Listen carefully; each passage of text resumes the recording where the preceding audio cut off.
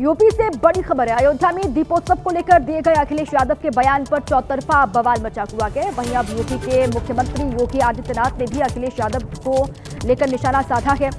RSS के शताब्दी समारोह में बोलते हुए सीएम योगी ने अखिलेश यादव और कांग्रेस पार्टी पर तीखे शब्दों में निशाना साधा। उन्होंने कहा कि सत्ता तो विरासत में मिल सकती है, लेकिन बुद्धि नहीं मिल सकती। जब वो कहते हैं कि दिए जलाने की जरूरत नहीं है, तो इसका मतलब साफ है कि उन्हें दिवाली से नफरत है।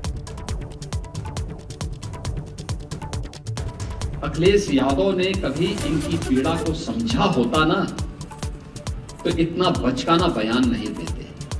और इसीलिए कहते हैं, इसी के लिए कहा गया है ना कि गद्दी विरासत में मिलती है, बुद्धि नहीं मिलती है। यानी अब तक तो हम सोचते थे कि अयोध्या में राम जन्मभूमि से और हिंदू तीर्थों से ही इनको नफरत होगी। उन्होंने कहा ये दीप जलाने की आवश्यकता क्या है, यानी उनको दीपावली से नफरत है। यानी अब तक तो हम सोचते थे कि अयोध्या में राम जन्मभूमि से और हिंदू तीर्थों से ही इनको नफरत होगी। यानी वे राम द्रोही ही नहीं हैं, कृष्ण द्रोही भी हैं और सनातन पर्व और त्योहारों के द्रोही भी हैं।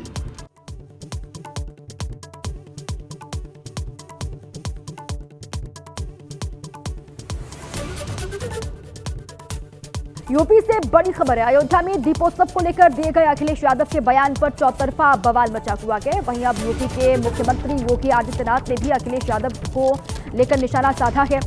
आरएसएस के शताब्दी समारोह में बोलते हुए सीएम योगी ने अखिलेश यादव और कांग्रेस पार्टी पर तीखे शब्दों में निशाना साधा। उन्होंने कहा कि सत्ता तो विरासत में मिल सकती है, लेकिन बुद्धि नहीं मिल सकती। जब वो कहते हैं कि दिए जलाने की जरूरत नहीं है, तो इसका मतलब साफ है कि उन्हें दिवाली से नफरत है। अखिलेश यादव ने कभी इनकी पीड़ा को समझा होता ना, तो इतना बचकाना बयान नहीं देते। और इसीलिए कहते हैं, इसी के लिए कहा गया है ना कि गद्दी विरासत में मिलती है, बुद्धि नहीं मिलती है। यानी अब तक तो हम सोचते थे कि अयोध्या में राम जन्मभूमि से और हिंदू तीर्थों से ही इनको नफरत होगी। उन्होंने कहा ये दीप जलाने की आवश्यकता क्या है, यानी उनको दीपावली से नफरत है। यानी अब तक तो हम सोचते थे कि अयोध्या में राम जन्मभूमि से और हिंदू तीर्थों से ही इनको नफरत होगी।